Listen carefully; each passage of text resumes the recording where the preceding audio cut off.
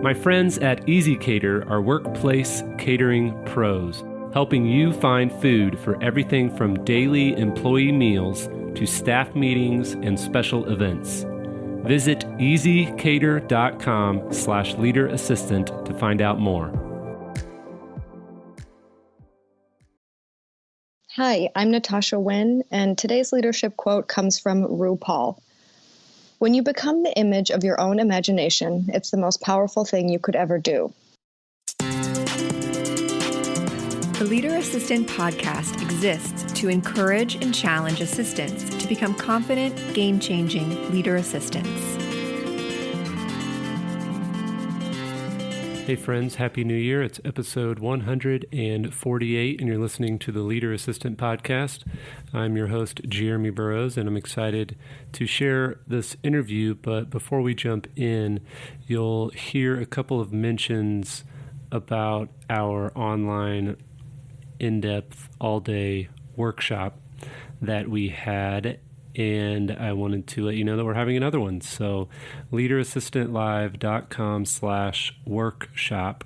That's leaderassistantlive.com/workshop. Check it out for details on our all-day online intensive workshop. We're limiting the attendees to about 20 to 25 people at the most so that we can really dive in and get to know you and help you grow and lead yourself, lead your executive, and lead those around you. Hope you can join us. Again, leaderassistantlive.com/workshop. And now to the interview. Hey friends, thanks for tuning in to the Leader Assistant Podcast. It's your host, Jeremy Burrows. I am in Kansas City, Missouri, right smack in the middle of the U.S., and I'm very excited to be speaking with Natasha Huynh today. Natasha is Executive Assistant to the President at DMG MORI. And Natasha, you're in Chicago, is that right? Yes, that's correct. Awesome. So it'll be very chilly there pretty soon, if it's not already, right?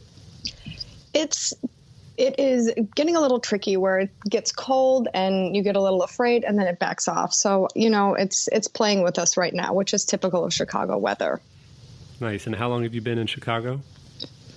I've been in Chicago about 9 years at this point, almost a decade. Okay. And you've been at DMG MORI for quite a while too, right? Yes, I have been at DMG MORI for almost 6 of those 8 years. Okay. Tell us a little bit about your career and leading up to this role and how you ended up here. Sure. Okay. So my career, I would say, I always identify as a bilingual executive assistant, and my bilingual second language is Japanese. And so I studied that in high school and then went on to teach in Japan for about 2 years with the JET program, which stands for Japanese Exchange Teaching. And it's a Japanese government-sponsored program, and they can bring anybody from actually any country. It's quite competitive as long as you have a bachelor's degree, and then, teach English in a variety of cities and different levels. So that led me to, when I came back to the United States, to seek employment where I could use my language skills. And when I returned, actually where I'm from is Minnesota, and when I returned back to Minneapolis, there weren't really, very many options. There isn't a huge industry there for machine tools. There's some sprinkled in, but not enough. And at the time, I wasn't able to find work, and I was also taking care of my mother at the time.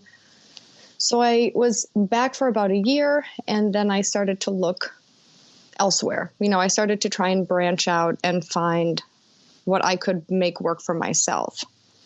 Because when I went through university, my major was Asian languages and literature with a focus on Japanese language, culture, and media.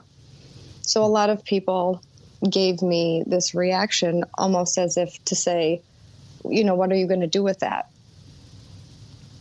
Right. So I always answered, I'm going to teach English, and then I want to try to find something where I can use my Japanese. And that's what I really stuck with. I didn't try to narrow it down anymore. I just went with something where I can use my Japanese. So that's what I did. And I reached out to a recruiting company in Chicago that places Japanese speakers, whether native or non-native, in Japanese-speaking roles or roles where Japanese is required. So that led me to my first role with a company in Arlington Heights, and they make accessories to machine tools. So, they make hydraulic clamps and pumps and smaller parts of that nature that will assist in the making of a larger piece, if that makes sense. Mm-hmm. So nice. I worked, yeah. No, go ahead. So I worked there for a few years, and I did inside sales there, and it was a really small office.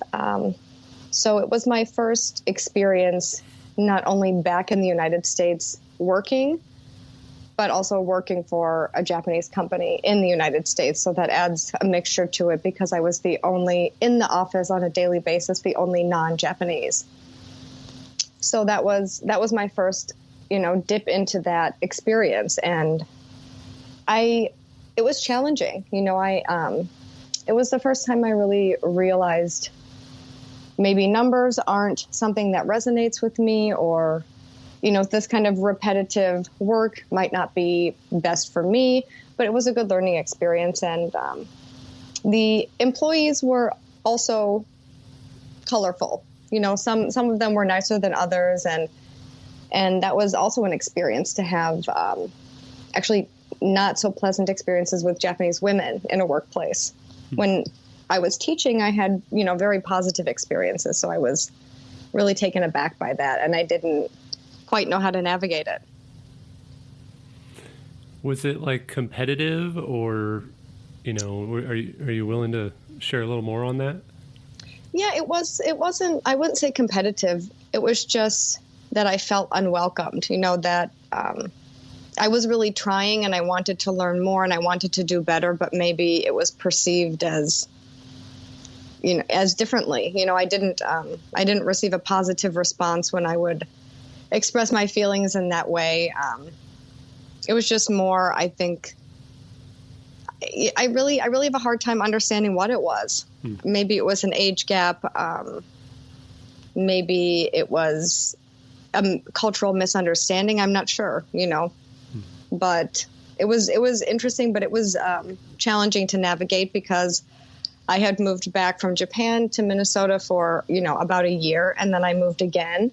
And so I'm in a new place again. And so it was a lot of adjusting, but I ended up, I'm a little bit better of an expat than I am, living in the US at that time. So jumping around was okay for me, but the 2 years was, it was difficult, but it taught me a lot. And, I stuck with it, and I ended up then going on to do a job with United Airlines, which did not last very long, but that's okay. I flew for them as a Japanese-speaking flight attendant. Oh.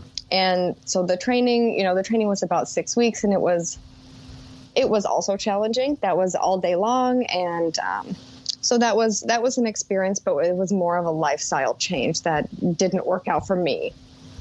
So, as I go along this journey, I start to understand that I understand why people asked me, what are you going to do with that?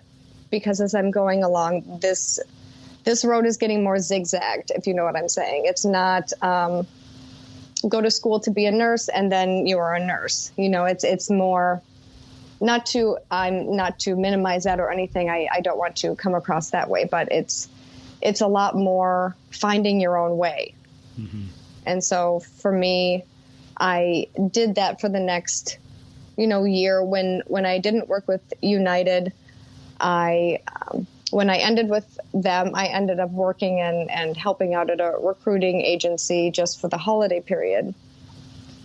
And, it was great because I got to test that out and realize for me, that's really sales oriented, and that's not my strong suit. I don't feel comfortable, pushing people like that or calling in that way. So I got to really try out some different experiences. And at the time, my my partner was in the Army and had just come back from Afghanistan, so I was the main support as money in the household. So I really had to make anything work, Yeah.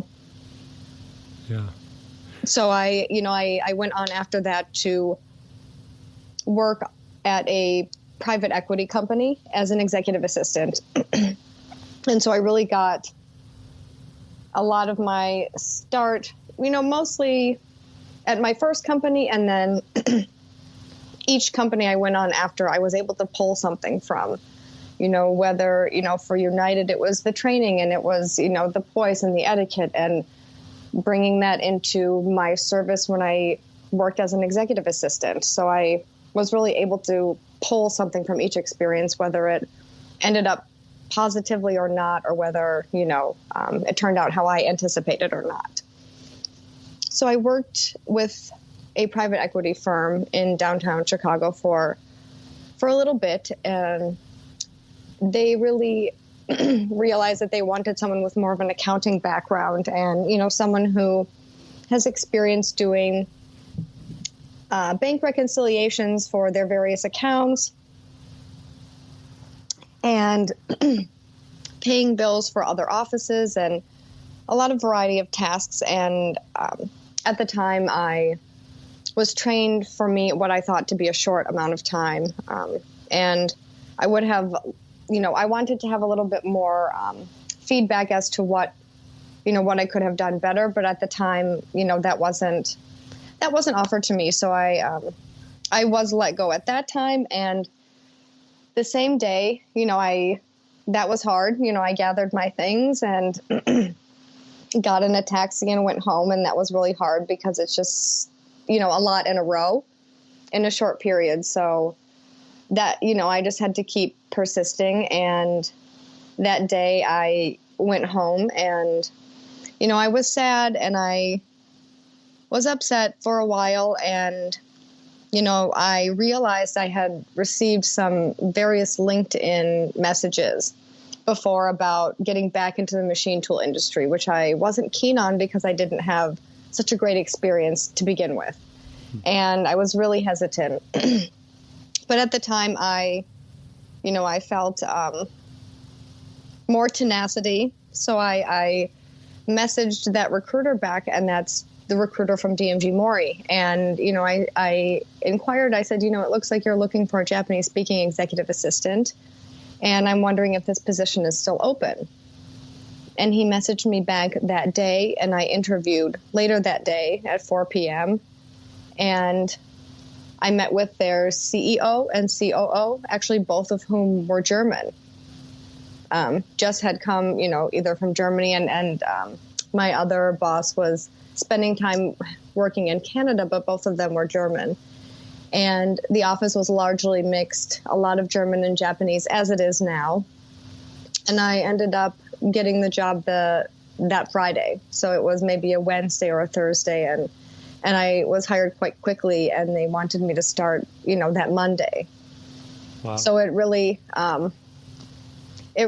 ended up that, I started, and it was a long drive for me. It was a lot longer than I was used to. I moved into the city and was living in the city for some time.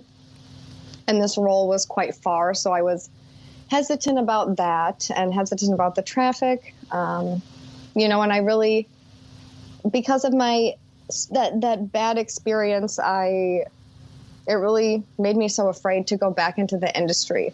But I wanted to give it a chance, and I ended up, learning a lot. And that's where I've been since. And I've had a lot of different executives who have come and gone and who I've assisted and who are still there.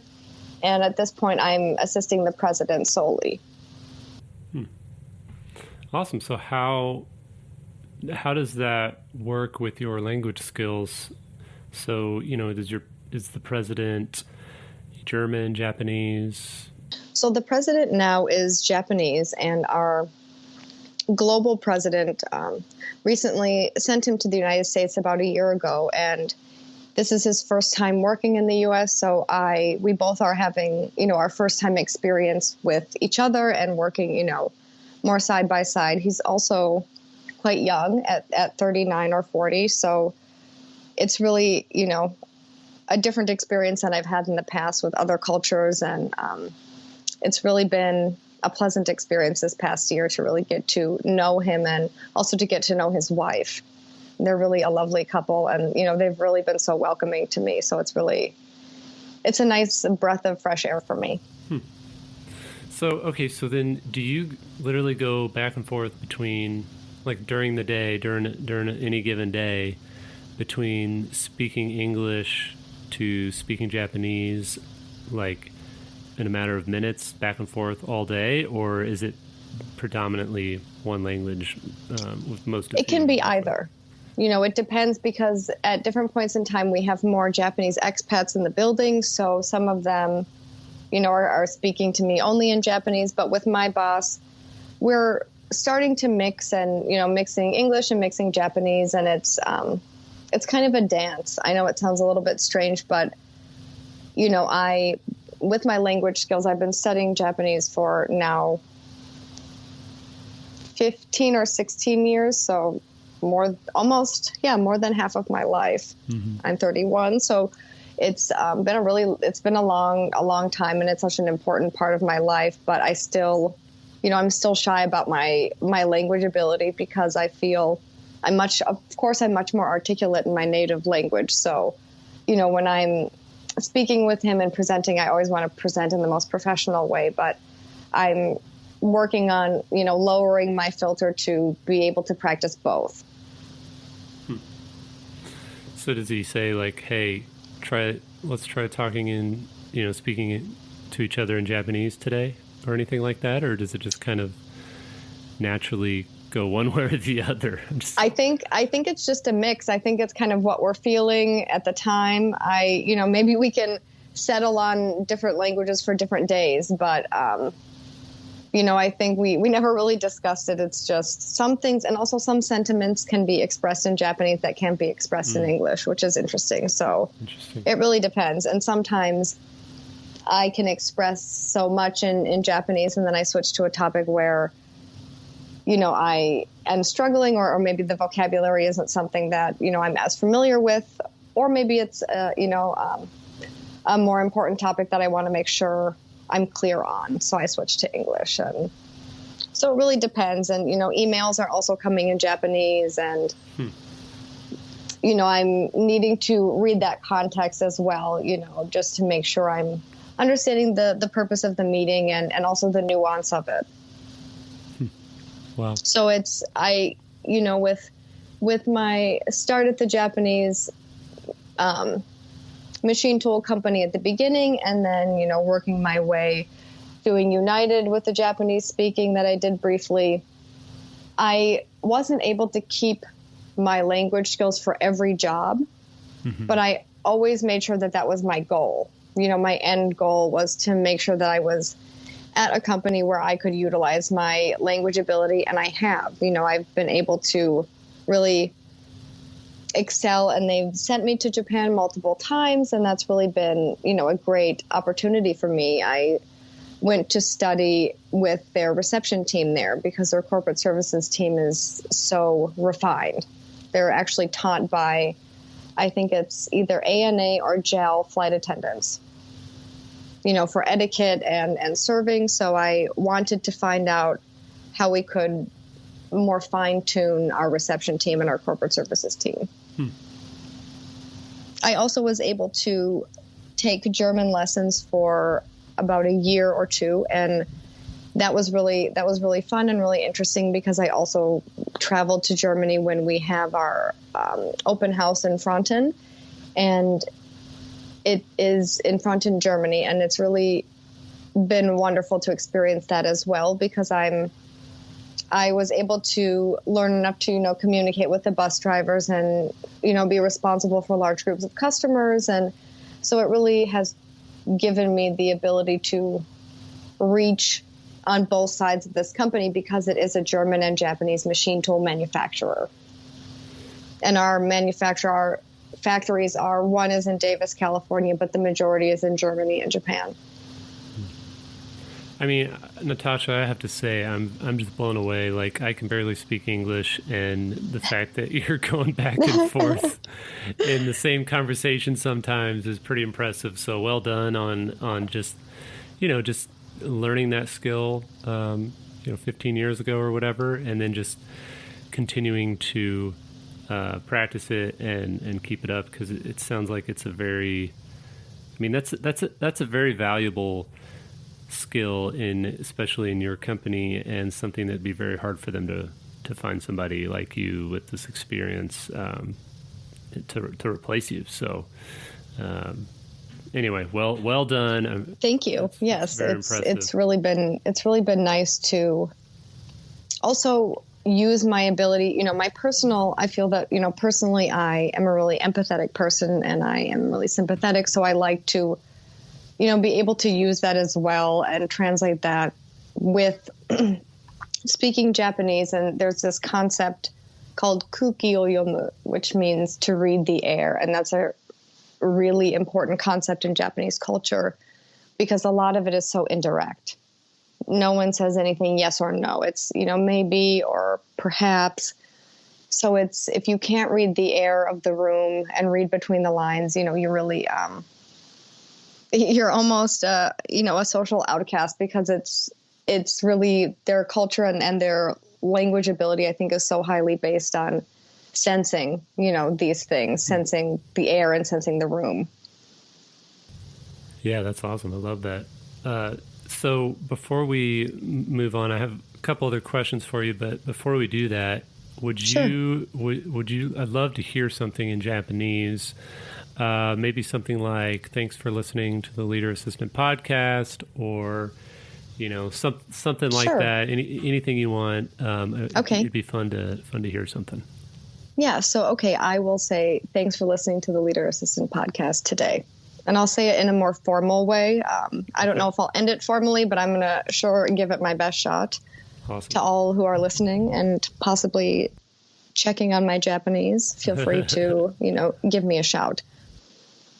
本日にリーダーアシスタントポッドキャストを聞いてくれてありがとうございました。And that's that. Awesome. Thank you for doing that. That's awesome. Yeah, no problem. Thank you for asking. So there's the language issue, obviously, but talk to us about global company time zones, cultural differences. I know there are a lot of assistants listening who work for large companies that have offices in different cities, different time zones, and also different countries. What are some of the best things that you've learned in managing across time zones and cultures? That's a good question. And, I talk with my coworker, Amy, who is the executive assistant to our CFO, and we definitely gripe about making meetings for these 3 different time zones, because Japan is 14 hours ahead and Germany is only about 7 from here. So connecting all 3 people at once is really difficult. And if there's more people, it's even more difficult. So a lot of it is, honestly, sometimes the U.S. has to give. And a lot of our executives are up at midnight, and, even our general managers up at midnight until 2 a.m. or 3, and then there's a break, and then there's other meetings. It really depends. So for me, I really rely on this website called Time Buddy. It's essentially, I'm sure there's so many of them, but you're able to show 3 or 4 different clocks at once and time zones, and select the time that you have the meeting and on that day, and then it will show you set times of what that will be in each country on what day, and et cetera. So it makes it really clear. So there's no guesswork. Nice. That's a huge help. Is that like just timebuddy.com? Yeah, I think so. I would have to double check that and send it to you, but I think if you Google it, it will come up. Yes. Yep. That might be it. Nice. So that's really something that myself and Amy both rely on a lot. And in terms of, when you talk about not only these time zones, but it's culture zones, so to speak. And DMG MORI actually offered and continues to offer a fantastic leadership program, and it's taught by Fraser Marshall, and he has done a lot of teaching for our sales and a lot of consulting, around the LA area and California area and beyond.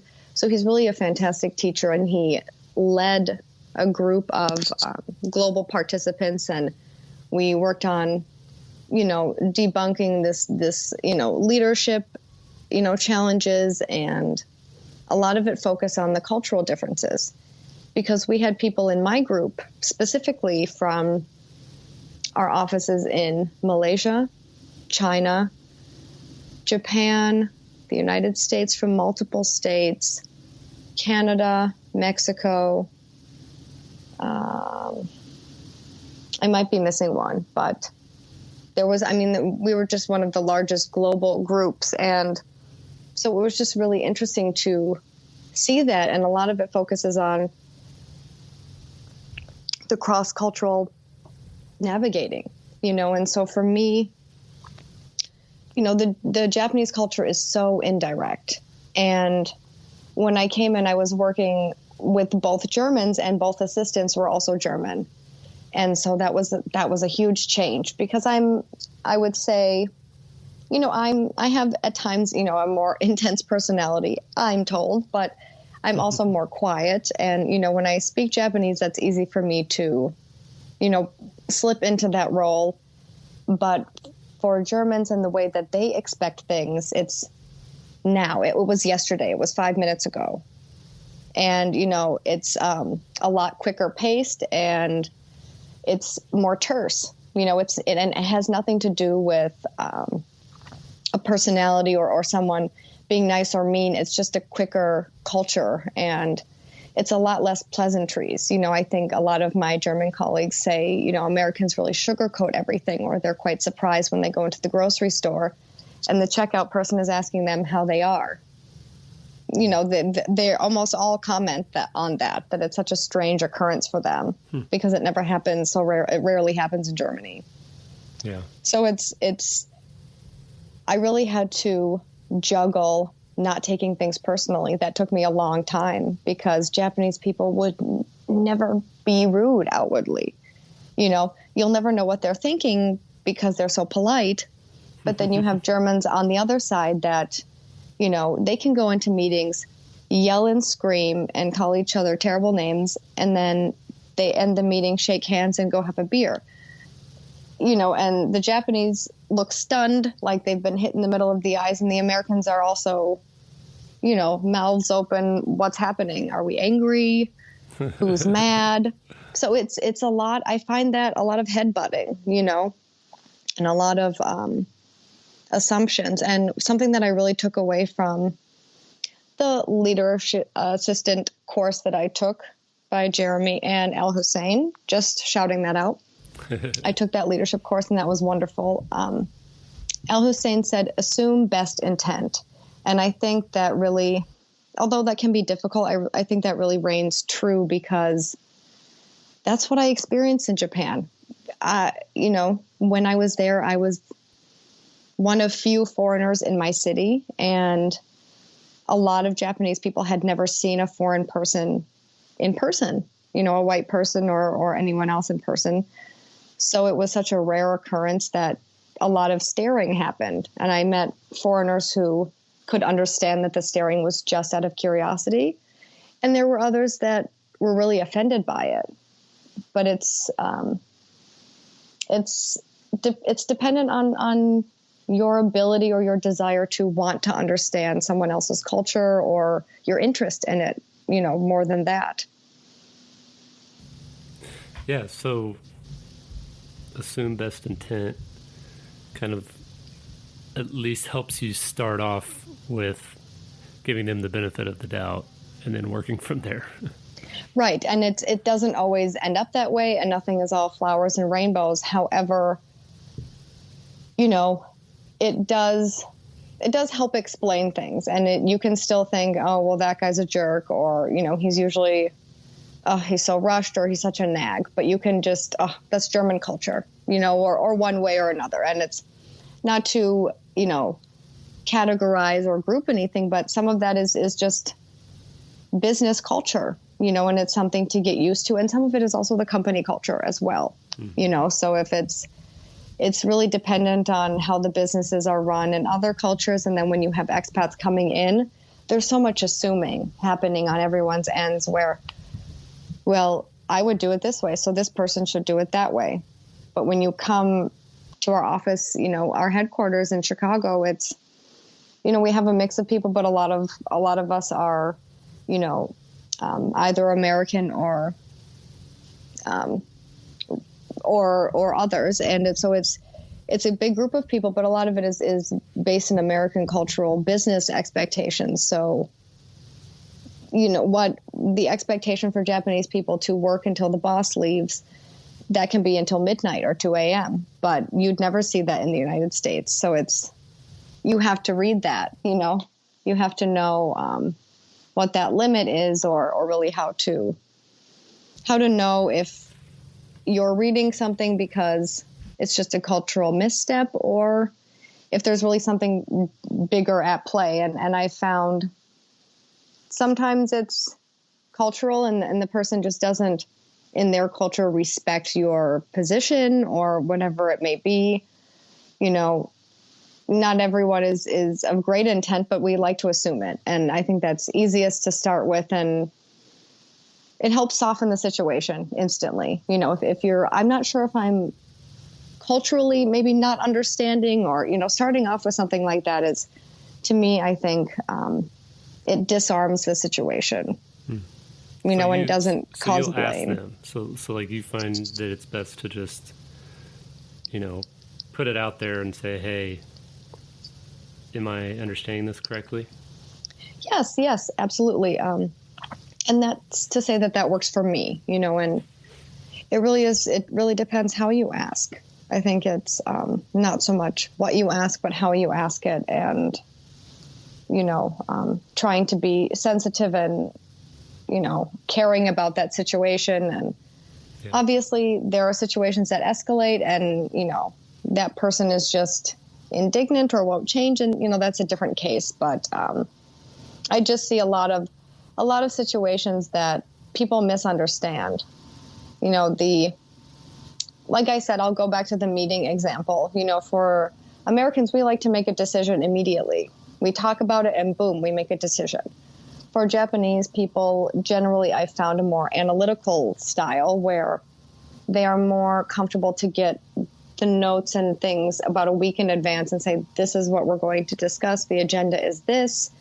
Please have your to-dos done, so that they can have time to analyze and really get all of the details and then make their decision to have that at the meeting. And, Germans are also quite quick, so they make a decision right then. And, so that causes a lot of confusion, because if you're in a meeting and you haven't given your Japanese coworkers maybe an agenda, they will be hesitant to speak up and give their opinion because they don't maybe feel as knowledgeable about it. And so that maybe makes them uncomfortable. So, putting people on the spot like that, if you're from Japanese culture, is a lot different than putting, someone from German culture on the spot and saying, well, what do you think? That's a much more culturally acceptable thing to freely give your opinion. And in Japanese culture, it's not that it's not free to give the opinion, but there's a lot more arrangement to the room. And, I think there's a lot more of, unless you're directly asked, one doesn't as much freely give their opinion as we do in America or in, perhaps Germany. More nuance.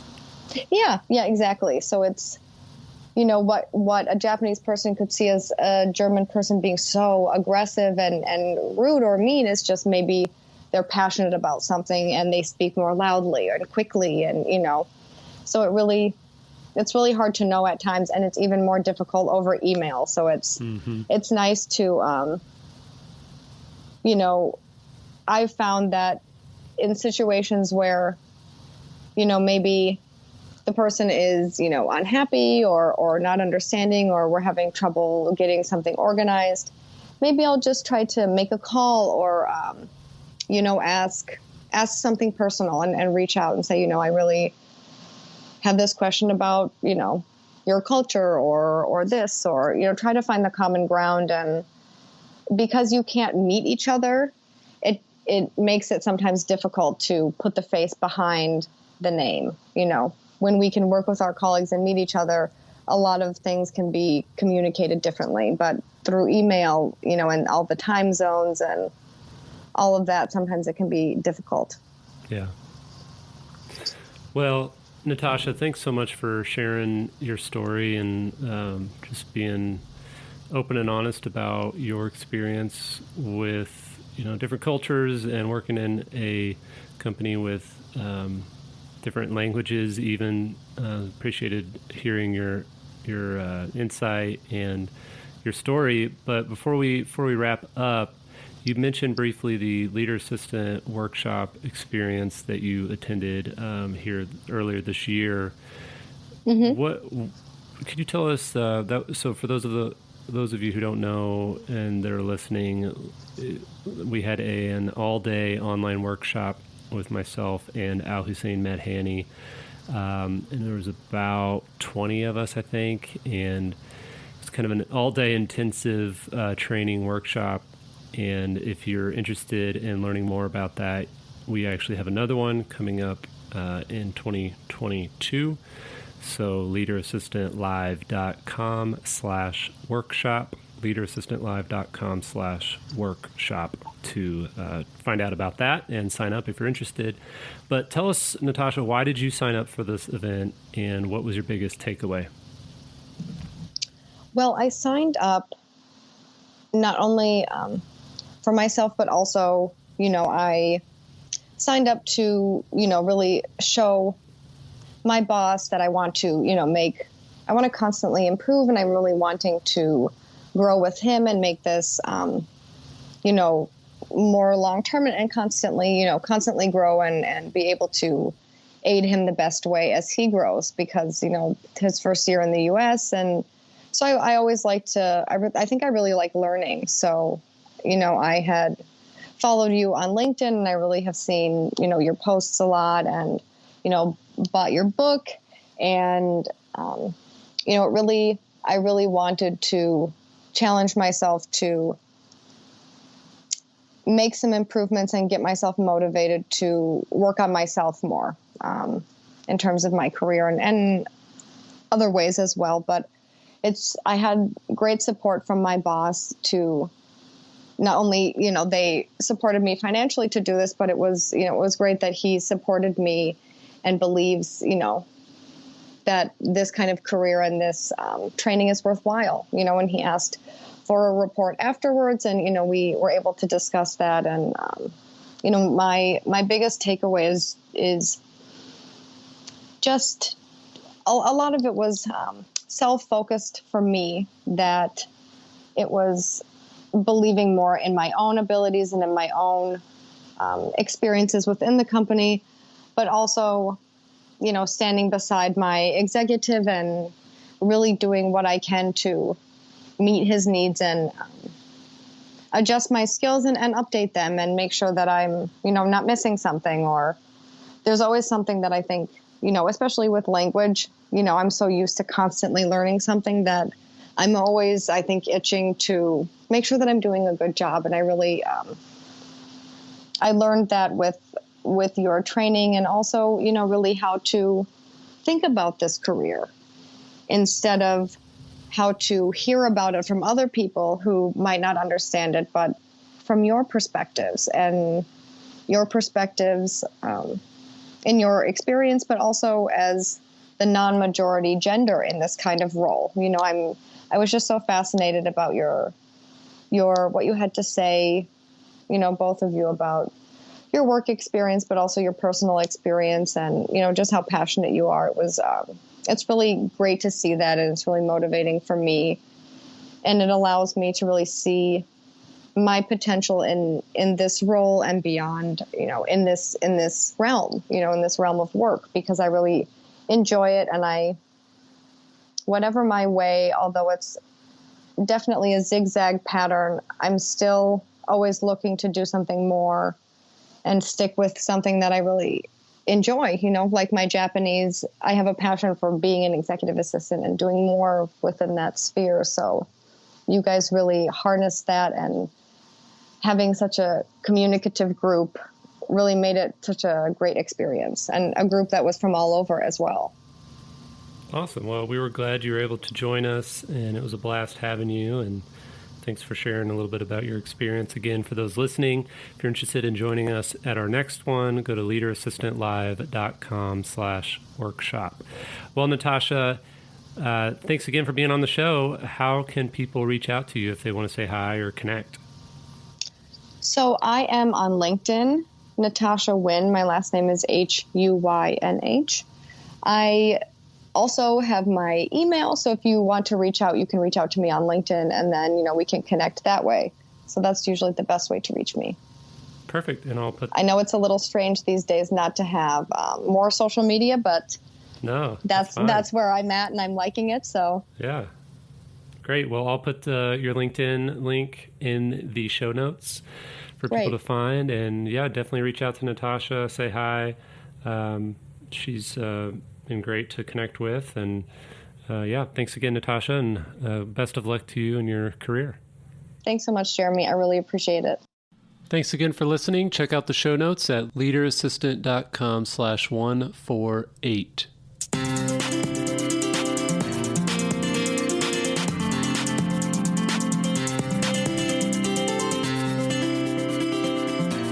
Please review on Apple Podcasts. GoBulls.com